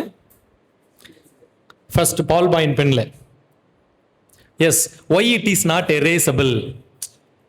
ஃபெலிகான் எல்லா இடத்துலையும் 5 ரூபாய்க்கு கிடைக்குது இல்லையா? அது வந்து இங்க் பென் அழிச்சிரும், பால் பாயிண்ட் பென் அழிக்க மாட்டேங்குது. நான் ஒரு கெமிக்கல் காம்பவுண்ட் கண்டுபிடிக்கிறேன், அதை மார்க்கெட் கொண்டு வர்றேன், அது பால் பாயிண்ட் பென் அழிக்கும் அப்படின்னா நம்ம எல்லாரும் ரெக்கார்ட் நோட் எழுதுறதுக்கு முன்னாடி ஒன்று வாங்கி வச்சுப்போமா இல்லையா? இப்போ யாரும் இங்க் பென் வச்சா ரெக்கார்ட் எழுதுறது இல்லை. அடிச்சு எழுதுனா எந்த வாதியாரும் கையெழுத்தும் போறதில்லை, திட்டுறாங்க. என்ன இது கையெழுத்து, அடிச்சு எழுதுவியா, எத்தனை வாட்டி சொல்றது, திட்டுறாங்களா? எல்லாரும் ஒரு என்ன வாங்கிடுவோம், பால் பாயிண்ட் பென் அழிக்கக்கூடிய அந்த ஃபெலிகான் மாதிரி ஒரு சப்ஸ்டியூட் இருந்தால் வாங்கி வச்சுப்போம். அந்த கொஸ்டின் அப்படிங்கிறது அப்போ என்ன ஆகுது? It become an innovation. ஒரு பிஸ்னஸ் ஐடியாவாக மாறுது, ஒரு இனோவேஷன், ஒரு கண்டுபிடிப்பாக மாறுது. நம்ம இனோவேஷனை நம்ம என்ன நினச்சிக்கிறோம்? இனோவேட்டிவாக திங்க் பண்ண அப்படின்னா ஏதோ பெருசாக கண்டுபிடிக்கணும் போல் இருக்கு அப்படின்னு நினைக்கிறோம். இனோவேஷன் அப்படின்னா என்ன அப்படின்னா, ஒரு சமூக பிரச்சனையை, பெருசா இல்லை சின்ன பிரச்சனையை தீர்த்தாலே அது இனோவேஷன் தான் இல்லையா? பசங்களுக்கு சிம்பிளா சொல்லணும் அப்படின்னா, கோவணம் கட்டிக்கிட்டு இருந்தவனுக்கு ஜெட்டி கண்டுபிடிச்சாங்கல்ல, இட்ஸ் அன் இனோவேஷன். அருணாக்கீரை போட்டு தாத்தாலாம் யூஸ் பண்ணிட்டு இருந்திருப்பாங்க இல்லையா? It's simple innovation. ஒத்துக்குமா? But it's true. Right? Invention of napkin is an innovation. Simple, very simple. Right? ஒன்றும் இல்லை, நம்மள்கிட்ட ஊக்கு இருக்குல்ல, ஊக்கு பட்டன் பிஞ்சு போச்சுன்னா போடுறோம் இல்லையா ஒரு ஊக்கு, அந்த ஊக்கில் எத்தனை காப்பிரைட் இருக்கு தெரியுமா? ஒரே ஒரு ஊக்கு, அதில் எத்தனை பேட்டன்ட் இருக்கு? மோர் தேன் 8 பேட்டன்ட்ஸ். ஊக்கோட ஹிஸ்டரி நீங்க சர்ச் பண்ணி பாருங்க. ஊக்க அந்த பின்னூக்க வடிவமைத்ததுல 8க்கும் மேற்பட்ட பேட்டன்ட் இருக்கு. ஒரு ஃபோன் இருக்கு இல்லையா, ஒரு ஃபோனுக்குள்ள 64 65 வகையான பேட்டன்ட் இருக்கு. ஒரே ஒரு சின்ன விஷயம், அது சமூக பிரச்சனையை தீர்க்கணும். அதுதான் வந்து இனோவேஷன் அப்படிங்கிறது. ரைட்டா? இப்போ லேட்டஸ்டா வந்த 2 விஷயம், நீங்க நியூஸ் பேப்பர் படிச்சிருந்தீங்கன்னா இந்த 2 விஷயத்தை நீங்க கேள்விப்பட்டிருக்கலாம். எல்லாம் என்ன சொன்னாங்க? கூகுள் இப்போ வந்துட்டு ஏஐ வந்தோடனே கூகுள் கம்பெனி கீழே போயிடும். ஏன்னா யார் இப்போ குரோமை யூஸ் பண்றது இல்ல, எல்லாமே வந்து சாட் ஜிபிடி யூஸ் பண்றாங்க, கிளாட் யூஸ் பண்றாங்க அப்படின்னு சொன்னாங்க இல்லையா? ஆனா லாஸ்ட் கடந்த காலாண்டு முடிவுகள், வணிகத்துல காலாண்டு முடிவுகள்ல எல்லாம் என்ன சொன்னாங்கன்னா கூகுள் வந்து ஒரு ஷேர் $2 வந்து லாபம் ஈட்டுன்னு சொன்னாங்க. ஆனா வந்த முடிவு $4.5 $8 மோர் தேன் டபுள் அவங்க லாபம் வந்துச்சு. எப்படி அப்படின்னு பார்த்தா அவங்க இன்வெஸ்ட்மெண்ட்ல ஒரு சின்னதா இனோவேஷன், புதுசா ஏஐக்கு எகென்ஸ்டா எதையும் அவங்க கண்டுலாம் பிடிக்கல. கூகுள்கிட்ட ஜெமினி ஏஐ இருக்கு. அதை தாண்டி என்ன பண்ணாங்கன்னா, இன்னைக்கு ஏஐல யாரு டான் யாரு பாஸ் அப்படின்னா ஆந்த்ரோபிக் அப்படின்னு சொல்லக்கூடிய ஒரு கம்பெனி, அவங்க தான் கிளாட் ஏஐ ப்ரொடியூஸ் பண்றாங்க. இந்த ஆந்த்ரோபிக் கம்பெனி டெவலப் ஆகிக்கிட்டு இருக்கும்போதே கண்டுபிடிச்சிட்டாங்க, ஐடென்டிஃபை பண்றாங்க இது தேரும் நல்ல சரக்குன்ட்டு. என்ன பண்றான், இவங்கிட்ட இருக்கக்கூடிய எக்ஸ்ட்ரா மணி எல்லாம் யார்கிட்ட? கூகுள்கிட்ட. யார் இப்ப கூகுளுக்கு சீஃப்? நம்ம ஊர்காரர் தான், இந்தியன் சுந்தர் பிச்சை. போர்டில் முடிவு பண்ணி கொண்டு போய் ஆந்த்ரோபிக் கம்பெனி மேல இன்வெஸ்ட் பண்ணிட்டாங்க. Point number 1.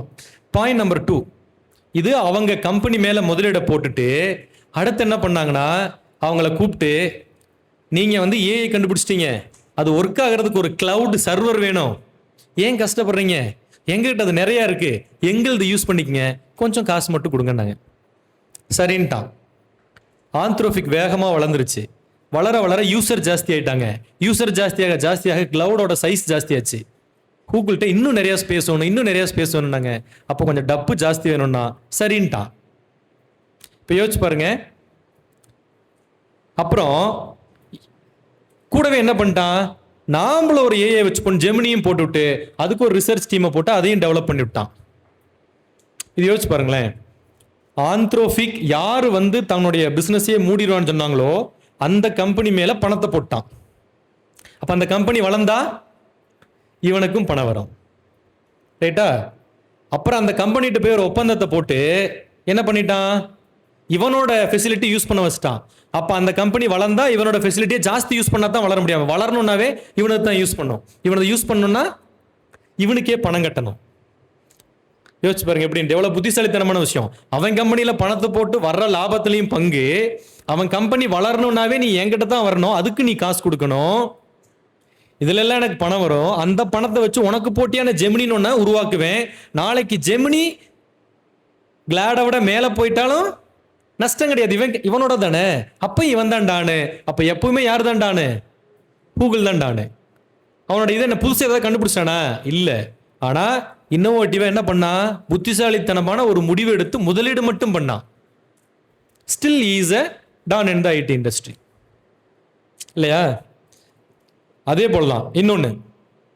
இப்போ வந்துட்டு ஓப்பன் ஏஐயோடைய ஃபவுண்டர் ஒரு 2 days பேக் ஒரு ட்வீட் போட்டிருக்காரு, ஏஐ ரொம்ப வேகமா வருது. எந்திரன் படம் பார்த்தோமா, தலைவர் வந்துட்டு ஒரு சீன்ல வந்து ரோபோலாம் வந்து தலைவர் ரோபோ, நம்ம ரஜினி ரோபோ, அது தன்னை தானே கையை கழட்டி காலை கழட்டி எல்லாம் கழட்டிட்டு கடைசியில செத்து போகும் இல்லையா? அந்த நடுவில் இருக்க சுவிட்ச் ஆஃப் பண்ணிட்டு இறந்து போகும் இல்லையா? சுஜாதா அந்த காலத்திலே எழுதியிருக்கிறார், நம்ம ரைட்டர் சுஜாதா எழுதுனது. ரைட்? யாராவது வந்து சுஜாதாவோட புக்கு படிச்சிருக்கீங்களா? ஏன் எதற்கு எப்படி? கட்டாயம் லைப்ரரியில் அந்த புக் இருக்கும், மேம் படிச்சிருக்கிறாங்க. ஸோ கற்றதும் பெற்றதும் அப்படின்னு சொல்லிட்டு சுஜாதாவோட புக் இருக்கும். அந்த சுஜாதா அவர் வந்து பாரத் எலக்ட்ரானிக்ஸ் லிமிடெட் அப்படின்னு சொல்லிட்டு பில் அப்படின்னு ஒரு நிறுவனம், கேள்விப்பட்டிருக்கியா? அங்கெல்லாம் நமக்கு வேலை வாய்ப்பு இருக்குன்னு நம்ம ஆசிரியர்கள்லாம் சொல்லியிருப்பாங்க. அந்த நிறுவனத்தில் வேலை பார்த்தா ஒரு இன்ஜினியர், அவர் மிகப்பெரிய ஒரு சயின்டிஃபிக் ரைட்டர். அவரை தான் நம்ம ஓட்டு போடுறோம்ல மெஷின், அதை கண்டுபிடிச்சதுல முக்கிய பங்காற்றுனர். இன்ன வரைக்கும் வந்துட்டு சொல்லிட்டு இருக்கிறாங்க, மெஷினில் அதை மாற்றிடலாம் இதை மாற்றிடலான்னு. எந்த கட்சி தோத்து போதோ அந்த கட்சி சொல்லுவாங்க மிஷினில் விளையாண்டாங்கன்னு. பட் இன்ன வரைக்கும் அதை வந்து ஆத்தென்டிக்காக ப்ரூஃப் பண்ணியிருக்க முடியுதா? முடியல. ஒரு 20 வருஷத்துக்கு முன்னாடி கண்டுபிடிச்சாங்க.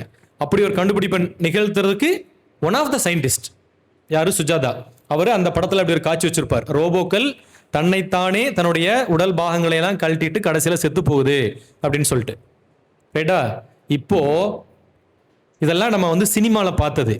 ஆனால் இப்போ ஓப்பன் ஏஐ, அதாவது சாட் ஜிபிடி நம்ம சர்ச் பண்றோம் இல்லையா, இந்த சாட் ஜிபிடினுடைய நிறுவனர், அந்த கம்பெனியை நிறுவனர் அவர் சொல்றாரு, அவர் ஒரு எக்ஸ்ல ட்வீட் போடுறாரு. என்ன போடுறாருன்னா, this is the right time to have a kill button for AI. ஏஐக்கு ஒரு கில் பட்டன் வேணும் அப்படிங்கிறார். என்ன காரணம் அப்படின்னா, ஏஐ வந்துட்டு மனிதர்களையே வந்து கண்ட்ரோல் பண்ற அளவுக்கு அல்காரிதமோட எஃபிஷியன்சி கூட்டிகிட்டே போகுது. நாம கம்ப்யூட்டர் ஆப்ரேட் பண்ணது போய் அல்காரிதம் நம்மளை ஆப்ரேட் பண்ற அளவுக்கு, நம்மளை கண்ட்ரோல் பண்ற அளவுக்கு ஒரு சைட் போய்கிட்டே இருக்குது. இது ஆபத்து. இப்போ கூட கேள்விப்பட்டிருப்பீங்க இல்லையா, ஈரான் வார் வந்தப்போ அந்த ஈரானுடைய உச்ச தலைவர், அவர் பேர் என்ன டக்குன்னு ஞாபகம் இல்லை, கமேனி, உச்ச தலைவரை கொல்றதுக்கு ஏஐ யூஸ் பண்ணி துல்லியமா ஜன்னல் வழியே ஏவுகணையை விட்டு, யோசிச்சு பாருங்க, அந்த பக்கம் மலைக்கு அந்தாண்டு இருந்து இந்த ஜன்னல் வழியே ஒரு ஏவுகணை வந்து என் நெத்தியிலே சுடுது அப்படின்னா எப்படி இருக்கும்? அப்படித்தான் அவரை கொன்னாங்க, அந்த டீமை கொன்னாங்க அப்படின்னு சொன்னாங்க. அப்போ அவ்வளோ சச் அ பவர்ஃபுல் ஏஐ வந்துருச்சு அப்படின்னு சொல்லும்போது இப்போ என்ன சொல்றாங்கன்னா, when it goes beyond the control level of human, Enthiran படத்தில் வந்த மாதிரி கில் சுவிட்ச் வேணும், அதுக்கு எல்லா கம்பெனியும் ஒரு முடிவு பண்ணணும் அப்படின்னு இப்போ பேச ஆரம்பிச்சிருக்கிறாங்க. ஸோ அப்படிப்பட்ட உலகத்தில் தான் நம்ம இருக்கோம். இதெல்லாம் இப்போ இப்படி பெருசா யோசிக்கணுன்றது இல்லை. இன்னோவேஷனுங்கிறது சின்ன சின்ன விஷயம். UPI, Google map, right, cost efficient dishwash powder, இப்படி ஆரம்பிச்சு ஒரு சின்ன செப்பல் ஒரு ஹேண்டிகேப்டுக்கு யூஸ் ஆகக்கூடியது அப்படிங்கிறதுல ஆரம்பிச்சு, தம்பி சொன்ன மாதிரி நான் வந்து பால் பாயிண்ட் இங்கை அழிக்கிறதுக்கு எங்கிட்ட ஒரு சின்ன கெமிக்கல் இருக்கு, விச் இஸ் டாக்ஸிக் ஃப்ரீ அப்படிங்கிறது. இப்போ எல்லாம் சோலார் பேனலாக போடுறாங்க. ஆனால் அதில் இருக்கக்கூடிய பிரச்சனை என்னன்னா, அதில் டாக்ஸிக் காம்பவுண்டே இருக்கு, டாக்ஸிக் ஃப்ரீ பேனல் ப்ரொடியூசிங் அப்படின்ட்டு. கெமிஸ்ட்ரிக்கு இன்னைக்கு என்ன ஆயிடுச்சு, எல்லாம் கார் வந்துருச்சு இல்லையா? என்ன கார் பற்றி பேசுகிறாங்களா? என்ன கார், என்ன பைக் ட்ரெண்டில் இருக்கிறது? எலக்ட்ரிக் பைக் ஓடணும்னா என்ன வேணும்? பேட்டரி வேணும். பேட்டரி யார் கண்டுபிடிக்கிறது? கீர்த்தி சிறுசா இருக்கணும், மூர்த்தி பெருசா இருக்குன்னு சொல்லுவாங்களா, அப்படின்னு என்ன அர்த்தம்? குட்டியூண்டு பேட்டரியா இருக்கணும், ரொம்ப தூரம் போகணும். இப்போ தானே 1.25 லட்சம் ரூபாய்க்கு பைக் வாங்கினாலும் எவ்வளோ தூரம் தான் போகும்? 100 கிலோமீட்டருக்கு மேலே போகாது. ஆனால் நான் ஒரு பேட்டரி கண்டுபிடிச்சிருக்கேன் சார், அது 1 கிலோ தான் சார் இருக்கும், சார்ஜ் போட்டிங்கன்னா அது போகும் சார் 300 கிலோமீட்டருக்கு அப்படின்னு ஒன்று கண்டுபிடிச்சிங்கன்னா தட் இஸ் இன்னோவேஷன், ரைட்? இந்த மாதிரி சின்ன சின்ன விஷயங்களுக்கு அது கூட கொஞ்சம் நீங்கள் எம்எஸ்சி முடிச்சு பிஹெச்டி போய் பண்ண வேண்டியது. இது தம்பி சொன்ன மாதிரி விஷயங்கள், சின்ன விஷயங்கள். இதற்காக இப்போ நம்ம பஸ்ஸில் எல்லாம் வந்து எல்லாம் உள்ளே விழுந்துடுறாங்க அப்படின்னே டவுன் பஸ்ல எல்லாம் கீழே சின்னதாக ஒரு ஆங்கிள் போட்டு விழுந்தாலும் வெளியே தள்ளி விட்டுரும், டயருக்குள்ள விழுகாத மாதிரி ஒரு ஆங்கிள் போட்டாங்க இல்லையா? ஏதோ ஒரு மெக்கானிக்கோட சின்ன இனோவேஷன் இல்லை? நம்ம ஒரு கதையெல்லாம் எல்லாருமே படிச்சிருப்பீங்க. ஒரு ஊரில் ஒரு பெரிய கம்பெனி இருந்துச்சு. அந்த கம்பெனிக்கு உள்ளார வந்து ஒரு பெரிய பெரிய பணக்காரன் தான். அவன் ஒரு பெரிய சொகுசான என்ன வாங்கிட்டான், பஸ் வாங்கிட்டான். ஆனால் அந்த பஸ்ஸை வந்து அந்த ஷெட்டுக்குள்ளே கொண்டு போக முடியல, ஏன்னா மேலே கொஞ்சம் இடிச்சுது, ஒரு 2 இன்ச்சு டிஃப்ரென்ஸு. என்ன பண்ணுறேன்னு தெரில. இன்ஜினியர்ஸ் வந்தாங்க, பஸ்ஸை டாப்பை கழட்டிடலான்னாங்க, டயரை கழட்டிடலான்னாங்க, இப்படி நிறையா சொன்னாங்கன்னு சொல்லும்போது ஒரு மெக்கானிக் வந்து டாப்பை கழட்ட வேணாம், டயரை கழட்ட வேணாம், பஸ்ஸை டிஸ்மேண்டில் பண்ண வேணாம், காற்றை கழட்டி விடுங்கடா, பஸ் உள்ளே போயிடும், 2 இன்ச்சு தானேன்னு ஒரு மெக்கானிக் சின்ன ஐடியா சொன்னார். இப்படி சொல்கிறாங்க இல்லையா? ஸோ அந்த மாதிரி நம்ம கிரியேட்டிவாக யோசிச்சுட்டு இருக்கும்போது ஒரு சின்ன சின்ன ஐடியாஸ் வருது இல்லையா? அந்த ஐடியா ஏதாவது ஒரு சின்ன பிரச்சனையை, அது சமூகத்திற்கு மக்களுக்கு தேவையான பிரச்சனையை தீர்த்து வச்சதுன்னா அதுக்கு பேர் தான் என்னது? இன்னோவேஷன். ஸோ என்ன சீக்வன்ஸ்? கியூரியாசிட்டி, ஆர்வம், யோசித்தல், மற்றவங்க யோசிக்கிறது, அது எங்கே போய் நிற்கும்? கண்டுபிடிப்புகளில் போய் நிற்கும். இந்த ஃப்ளோ தான், இப்படி நம்ம யோசிப்பது தான் திங்க் லைக் அ சயின்டிஸ்ட், ஒரு அறிவியலாளர் போல நம்ம யோசிப்பது என்பது. அதற்கு உங்களுக்கு உங்களோட அசோசியேஷன் நிச்சயமாக ஹெல்ப் பண்ணும். நான் இந்த இன்டர் காலேஜ் காம்படிஷன் போகிறேன், ஒரு ப்ராஜெக்ட் மாடல் பண்ணுறேன், ஒரு பேச்சு போட்டியில் கலந்துக்கிறேன், ஒரு பவர் பாயிண்ட் போடுறேன், எல்லாமே அசோசியேஷனில் பண்ணுங்க. ப்ரைஸே வாங்க வேணாம்ப்பா. எங்கெல்லாம் இன்விடேஷன் வந்துருச்சுன்னா அவங்க வாத்தியாருக்கெல்லாம் தலைவலியாக இருக்கணும். என்ன பண்ணோம்? பெரிய டீம் தூக்கிட்டு போயிடும், நாங்கள் போகிறோம் சார் அப்படின்ட்டு.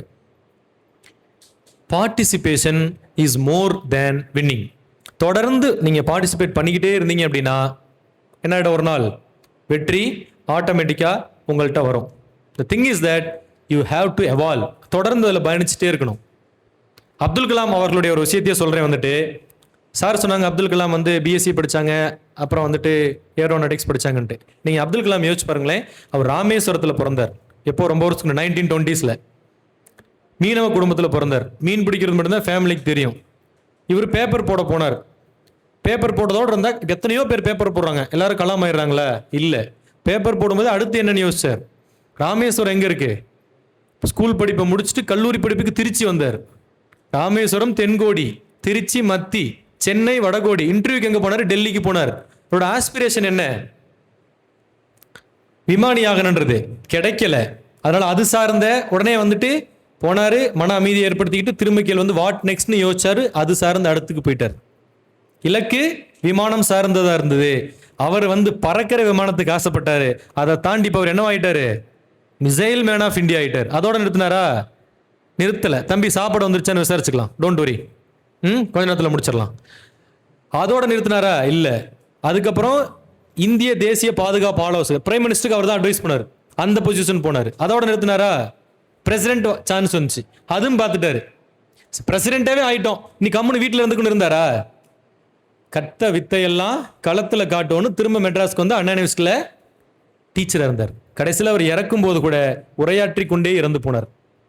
அப்துல் கலாம் யாருன்னு தெரியுமான்னு கேட்டால் தெரியாதுன்னு யாராவது கை தூக்குமா? யாருமே தூக்க மாட்டோம்.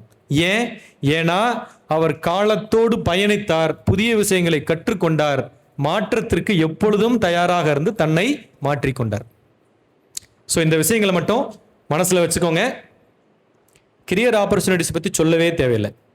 நியூஸ் பேப்பரில் நீங்கள் எதெல்லாம் படிக்கிறீங்களோ, ரைட், அதில் எதெல்லாம் ஃபிசிக்ஸ்க்கும் கெமிஸ்ட்ரிக்கும் ரிலேட்டடாக இருக்குதோ அதுதான் இன்றைய சமூக பிரச்சனை. சோசியல் ப்ராப்ளம்ஸ் எங்கே சார் போய் பார்க்குறது? எங்கேயும் பார்க்க வேணாம், ரீட் நியூஸ் பேப்பர்ஸ், அதுலேயே வரும், ரைட்டா? அங்கிருந்து உங்களுக்கு ரிலவெண்ட்டான பகுதி, பிடிச்ச பகுதி எதுன்னு கண்டுபிடிச்சிங்கன்னா அது எங்கே கிடைக்கும் அப்படிங்கிறத தேடினீங்கன்னா be curious, be creative, be innovative, மித்த எல்லாமே உங்களை ஆட்டோமேட்டிக்காக தேடி வரும். அப்படின்னு சொல்லி ஒரே விஷயம், ஸ்டாப் நாட் கொஸ்டினிங் எவர். எப்பொழுதுமே கேள்வி கேட்பதை நிறுத்தாதீர்கள். எந்த கேள்வியும் தவறான கேள்வி அல்ல. அதுக்கு உங்களுக்கு கிடைக்கக்கூடிய ஒரு தவறான பதிலும் உங்களை சரியான திசையை நோக்கி செலுத்தும். தாமஸ் ஆல்வா எடிசன் வந்து பல்ப் கண்டுபிடிக்கும் போது பல 100 வாட்டி தோத்துட்டார். 500-600 வாட்டி தோத்ததுக்கு அப்புறம், 1000 வாட்டி தோத்ததுக்கு அப்புறம், இத்தனை வாட்டி தோத்துட்டீங்களே அப்படின்னு சொன்னப்போ, நான் இத்தனை முறை தோக்கல, நான் 1000 முறை தவறான எதெல்லாம் செய்தா இது வேலை செய்யாது என்பதை கற்றுக்கொண்டேன். 1001வது முறையை நான் வந்து முயற்சி செய்வேன். So learn from fault, learn from mistakes. இது எப்போ வரும் அப்படின்னா, எப்போ நீங்கள் கேள்வி கேட்குறீங்களோ அப்போ தான் வரும் அப்படின்னு சொல்லிட்டு, never ever stop asking questions அப்படின்னு சொல்லிட்டு, தேங்க் டு ஆல் கன்க்ளூட் பண்ணிக்கலாம். Thank you ma'am. இப்போ யாராவது 2 பேர் அல்லது 3 பேர் யூஸ்ஃபுல்லாக இருந்துச்சா அப்படிங்கிறது மட்டும் இங்கே வந்து சொல்லணும். எனி 1 2 3? யாருமே வரல அப்படின்னா இது 8 another டாக். நான் இன்னும் என்னை இம்ப்ரூவ் பண்ணிக்கணும் அப்படின்னு நினச்சிப்பேன். யாராவது வந்தீங்கன்னா நீங்கள் ஏதாவது கருத்து சொன்னீங்கன்னா அதை வச்சு என்ன will develop myself. 10 second. Again, who comes first அப்படிங்கிறதா வந்துட்டு ஒரு டைம் வந்து, எஸ் கம்.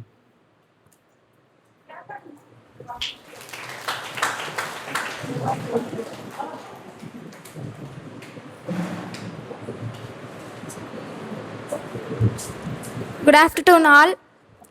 சார், நீங்கள் சொல்லிக் கொடுத்தது வந்து புதுசாக ஒரு விஷயத்தை தெரிஞ்சுக்கிட்ட மாதிரி இருந்தது. இது எப்படி, என்ன, ஏது அப்படின்னு கொஞ்சம் புதுசாக டிஃப்ரெண்ட்டாக இருந்தது. பட் நல்லா யூஸ்ஃபுல்லாகவும் இருந்தது. புதுசாக சில விஷயங்கள் நிறைய தெரிஞ்சுக்கிட்ட மாதிரியும் இருந்தது. Thank you sir. பட் நல்லா யூஸ்ஃபுல்லாக இருந்தது. பேர் என்னம்மா? பிரேமாங்க சார். பிரேமா. பிரேமாக்கு ஒரு பெரிய கிளாப்ஸ். பாய் சைடு பில் கேட்ஸ் ஒரு டைம் ஒரு நிருபர் கேட்டாங்களா வந்துட்டு, நான் பணக்காரன் ஆகிறதுக்கு என்ன வழி உங்களை மாதிரி அப்படின்ட்டு. அவர் டக்குன்னு இப்படி ஒரு செக் லீஃப் பிளாங்க் செக் எடுத்து கொடுத்தாராம். அந்த மாதிரி வெக்கப்பட்டுட்டு வாங்க மாட்டேன்ட்டாங்க. அவர் சொன்னாரா நான் கொடுத்த ஃபர்ஸ்ட் ஈஸி ஸ்டெப் நீங்கள் ரிச் ஆகிறதுக்கு, சைன் பண்ண ஒரு பிளாங்க் செக் நீங்கள் ஃபில் பண்ணியிருந்தீங்கன்னா பணக்காரனாக இருந்திருக்கலாம். இது உங்களுக்கு கிடைச்ச வாய்ப்பு. ஸோ நீங்கள் ஆப்பர்ச்சுனிட்டியை யூஸ் பண்ணீங்க அப்படின்னா நீங்கள் சக்ஸஸ் ஆகலாம் அப்படின்னு சொன்னாராம். ரைட்டா?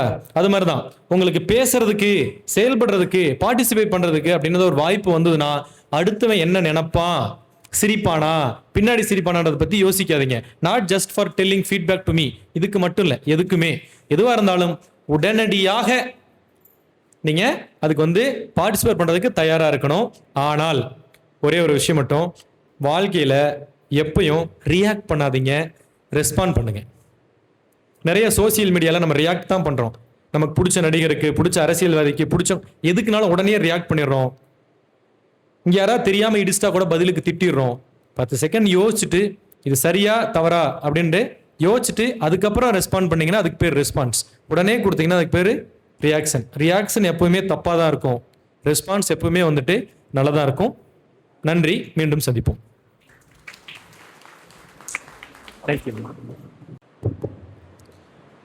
நன்றி மறப்பது நன்றென்று என்னும் வள்ளுவர் வாக்கிற்கிணங்க இன்று நடைபெற்ற இந்த இயற்பியல் மற்றும் வேதியியல் கல்லூரி, நமது கல்லூரியின் கழக தொடக்க விழாவானது இனிதே நிறைவுறும் இந்த வேளையில் நன்றியுரை வழங்குவதில் பெரும் மகிழ்ச்சி அடைகின்றேன். முதலில் இந்நிகழ்விற்கு தலைமையேற்று எங்களுக்கு ஊக்கமும் உறுதுணையாகவும் இருந்து வழிகாட்டிய எங்கள் மதிப்புக்குரிய கல்லூரி முதல்வர் முனைவர் என் சிவகுமார் அவர்களுக்கு எனது மனமார்ந்த நன்றியை தெரிவித்துக் கொள்கின்றேன். மேலும் இந்த நிகழ்விற்கு சிறப்பு விருந்தினராக வருகை தந்து நமது மாணவ மாணவிகளின் அறிவையும் ஆர்வத்தையும் மேம்படுத்தும் வகையில் சிறப்புரை ஆற்றிய முனைவர் ரா ஜோதிமுருகன், இயற்பியல் துறை விரிவுரையாளர், சக்தி பாலிடெக்னிக் கல்லூரி ஆப்பக்குடல் அவர்களுக்கு எங்களது இதயம் கனிந்த மனமார்ந்த நன்றியை தெரிவித்துக் கொள்கிறோம். மேலும் இந்நிகழ்வில் வரவேற்புரை ஆற்றிய இயற்பியல் துறை தலைவி முனைவர் பி சித்ராதேவி அவர்களுக்கும், சிறப்பு விருந்தினரை அறிமுகம் செய்து வைத்த முனைவர் PM பொன்னுசாமி அவர்களுக்கும் எங்களது மனமார்ந்த நன்றியை தெரிவித்துக் கொள்கின்றோம். மேலும் இந்நிகழ்ச்சியை சிறப்பாக ஒருங்கிணைத்து வெற்றிகரமாக நடைபெற உதவிய அனைத்து இயற்பியல் மற்றும் வேதியியல் துறை பேராசிரியர்களுக்கும் எனது உளமார்ந்த நன்றியை தெரிவித்துக் கொள்கின்றேன். மேலும் இந்நிகழ்ச்சி சிறப்பாக நடைபெற ஒத்துழைத்த அலுவலக பணியாளர்கள், தொழில்நுட்ப பணியாளர்கள், மாணவர்கள், மாணவிகள், ஒருங்கிணைப்பாளர்கள் மற்றும் தன்னார்வ தொண்டர்கள் அனைவருக்கும் எங்களது மனமார்ந்த நன்றியை தெரிவித்துக் கொள்கின்றோம். மேலும் இந்நிகழ்வில் கலந்து கொண்டு விழாவை சிறப்பித்த அனைத்து துறை பேராசிரியர்களுக்கும், விருந்தினர்களுக்கும் மற்றும் மாணவ மாணவிகளுக்கும் எங்களது மனமார்ந்த நன்றியை தெரிவித்துக் கொள்கின்றேன். இறுதியாக இந்நிகழ்வை வெற்றிகரமாக நடத்த ஒத்துழைத்த அனைத்து நல்ல உள்ளங்களுக்கும் மீண்டும் ஒருமுறை நன்றி தெரிவித்து எனது நன்றியுரை நிறைவு செய்கிறேன். நன்றி, வணக்கம்.